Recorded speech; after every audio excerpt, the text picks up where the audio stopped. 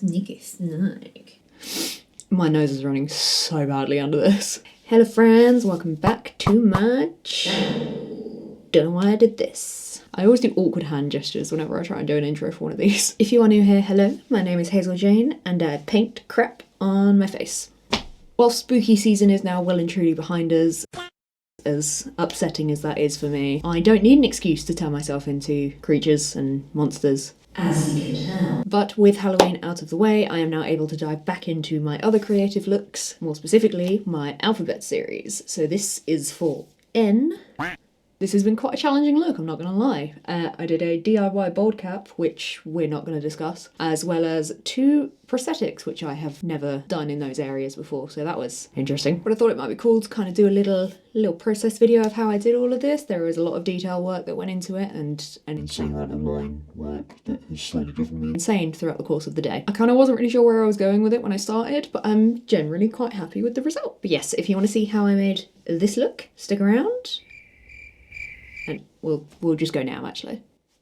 I hate myself so much sometimes. As we always seem to do with my videos, we are going in with a brow block. I've done these so many times now, they are really not very interesting to watch. So, yeah.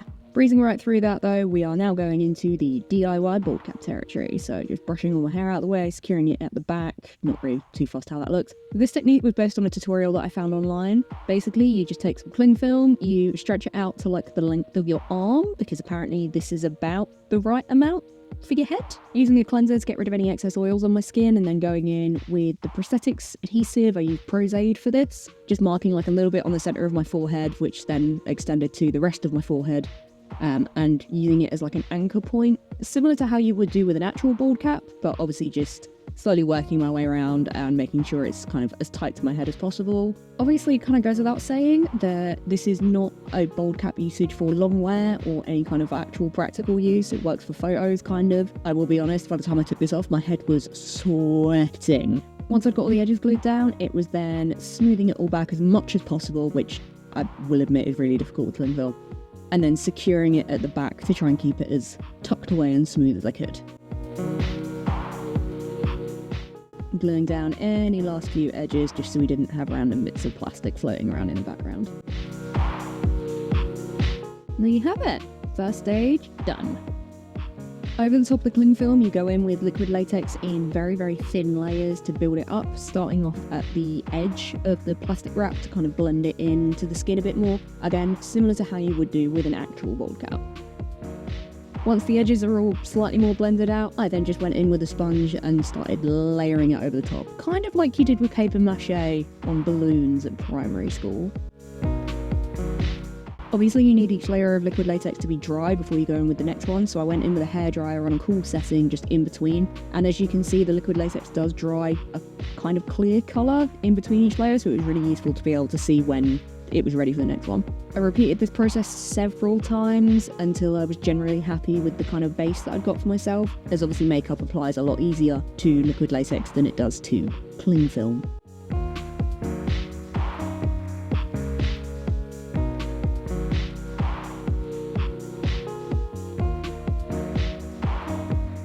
I love the little cling film just flapping around in the background there. And there we have it, DIY bald cap, egg mode engaged. The next step was the prosthetics. In this case, it was a nose prosthetic and a forehead prosthetic. Now, I will be honest, I'm pretty sure I applied these in the wrong way around. It would have been a lot easier to do it forehead first, then nose. But following a few guides that I found online, finding a general center point for it, I definitely went in with way too much Prozaid for this area. I think this is maybe like my 4th or 5th time applying prosthetics in general, and it's the first time I've ever done a nose piece, so I was kind of learning along as I went with this, which is why in the end it actually ended up being that's a slightly off center. Just smoothing down to make sure it is stuck as possible all around the edges. I didn't use any adhesive towards my actual nose, just around the edges, and then using a spatula to try and again smooth down the edges so I didn't get any like ridges or lumps or unwanted crap. Then very carefully going in with acetone to blend out the edges.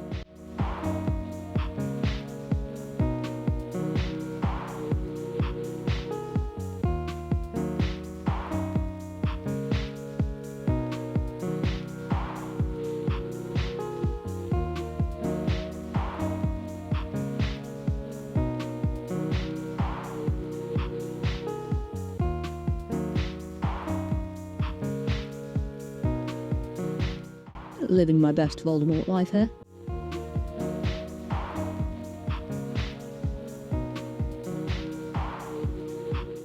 After I was happy with how the edges have blended out, I went in with a really light dusting of a translucent powder just to prep it again for makeup application.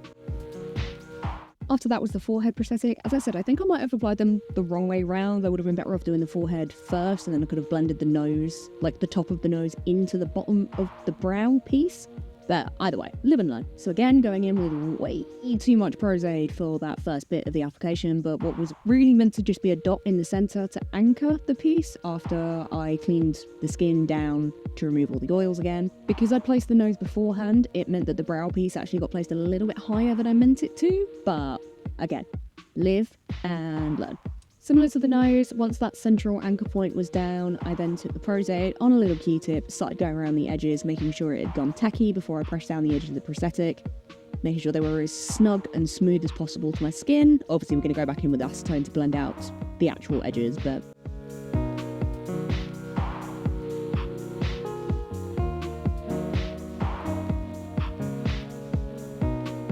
once that was all done and the piece was stuck securely on my face, again it was back in with the acetone to remove the edges and blend it out into the skin. Obviously being super careful around my eyes.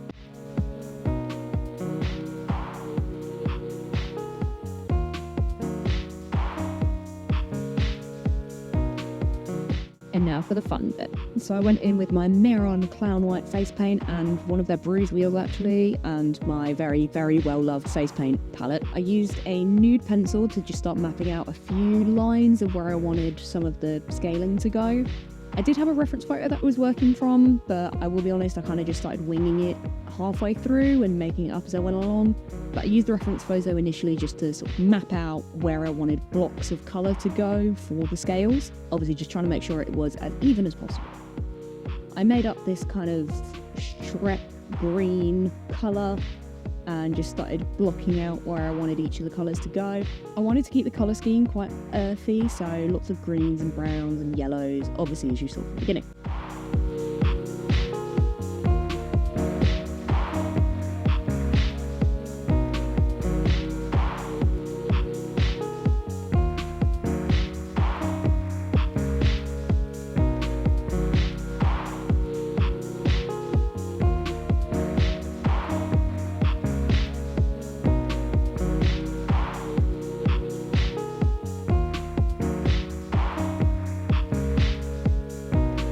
As I wanted to keep most of the colour detailing towards the front of the face, I ended up just going in with a really big brush and just kind of slapping the green all over the back. Again, because you're not going to be seeing the back of the head, it was just to drag the colour back as far as I could.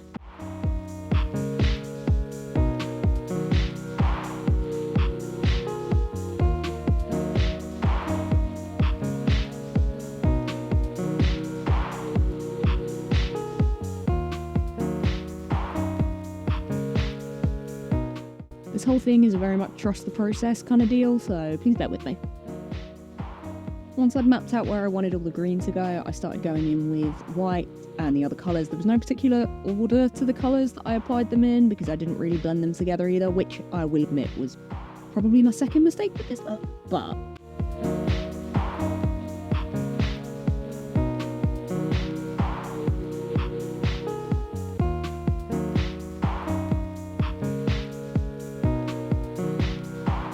along the sides where the mouth split would have gone, I really wanted to utilise the shape of the brush to mimic scales, which would save me a bit of hassle later on. So by using a really flat brush and just pressing the colour over the top, it created this sort of natural scale shape.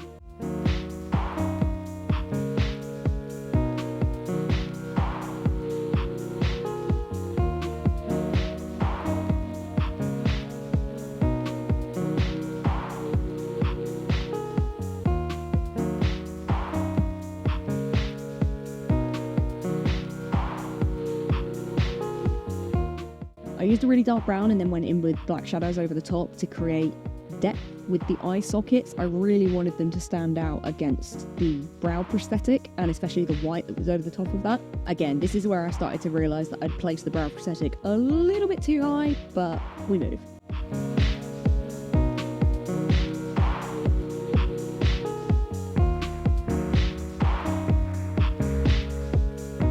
I started adding in the yellow in between these colours, again using a flat brush to press the colour in to create the sort of scale shapes. You can see here the scales and the general colour positioning is starting to take shape already, and obviously it's then over the top that I'll go in with the liner work and detailed shading to bring everything a bit more 3D. I will be honest, probably one of the biggest mistakes that I made here was because I was creating the scale shapes, it didn't register into my brain that I needed to do any kind of blending with the colours. So I left them as it was like this, which did kind of hurt me later on.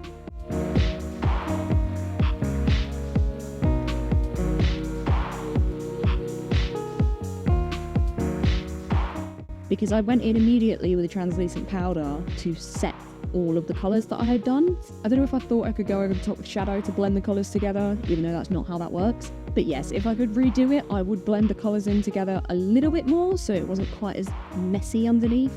But overall, for the end result, once I got the line work down and the other bits of shading, it wasn't as noticeable, I think.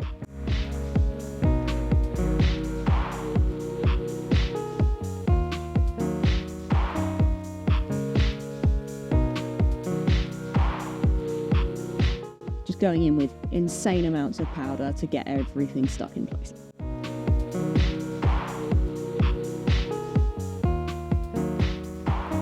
After brushing away all the excess powder, it was then time to move on to one of the most laborious processes of this whole look, which was the line work. I started off with the central nose prosthetic because it had the scales and lines built into it, so I just followed through those with a water activated liner and then slowly started mapping out the scales that I wanted, starting off with the scales that I'd kind of already mapped out with the brush. I think the whole process of the line work took like an hour and a half on its own. It was rough.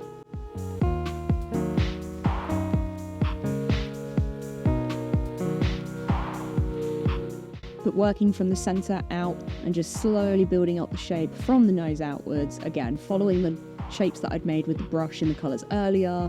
I kept quite a loose grip on the brush because whilst I wanted the scales to look uniform, I didn't want them to look like unnaturally uniform, so there was still a level of organic line work going on, I guess.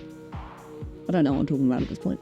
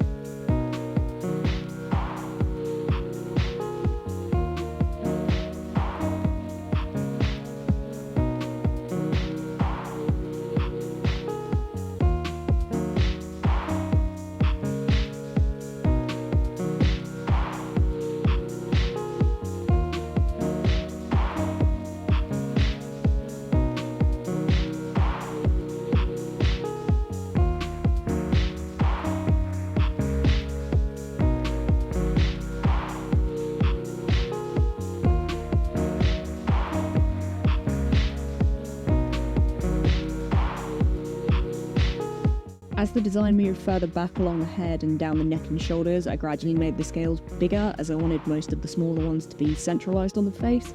By this point I had kind of given up using the reference photos and was just kind of going with what I thought and kind of how the shapes fell naturally for me. Yeah. But yeah, it was definitely a labour of love, and of course there is no rest for the wicked because after that it was straight into shading each and every one of the scales. Over the white scales I used like a deep cool tone brown to add a bit of depth to it and create a highlight and shadow effect. I started with the white first as it was the most flat of all the colours and it would give me a good benchmark for where to place the shadows on the rest of the scales.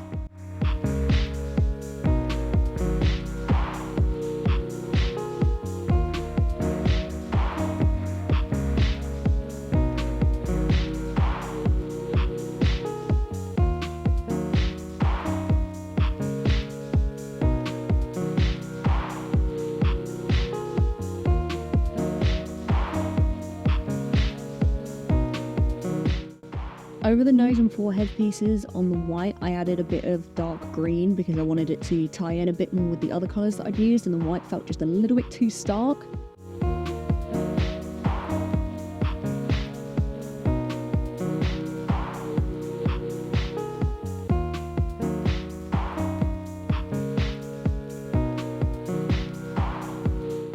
Once I added the green in, it made a huge difference to the overall feel, and it felt a lot more in keeping with the rest of the scales.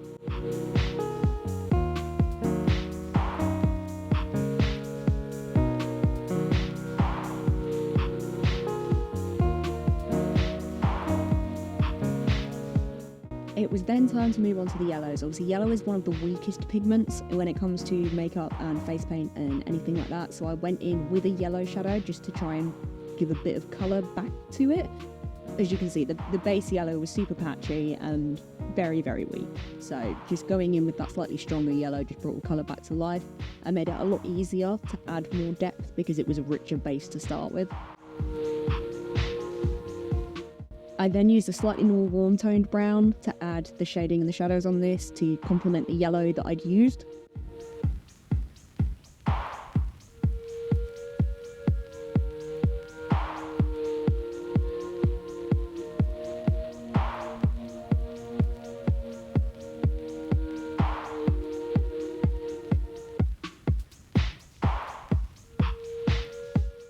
Moving on to the greens, it was basically the same process, using dark browns and deeper greens just to add that depth and create a bit more distinction in between each of the individual scales.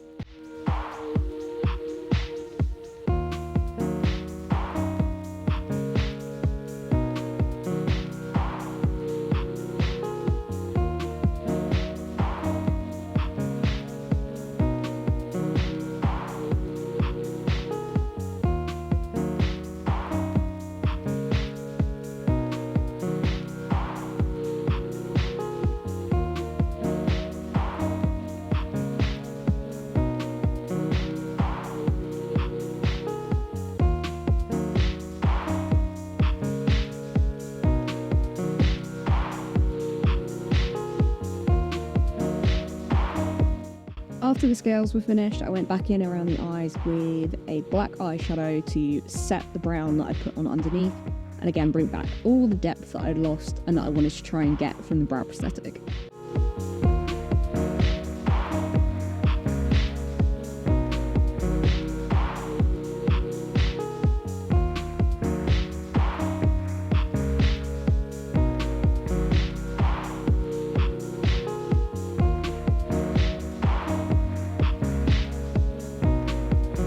I just packed it in. I ended up kind of doing almost like a weird smoky eye. Again, because I put the brow prosthetic a little bit too high, it kind of ruined the shape for me.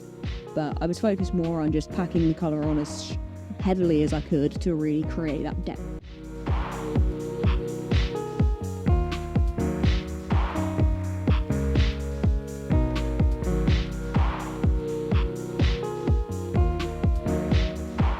Final labour of love on this process was the white highlights. So I used a white water activated liner and the smallest detail brush that I had and individually placed highlights on each and every one of the scales. This again took so long, and I mean by this point I'd done the line work and the shading and everything else, and I was dying inside a little bit.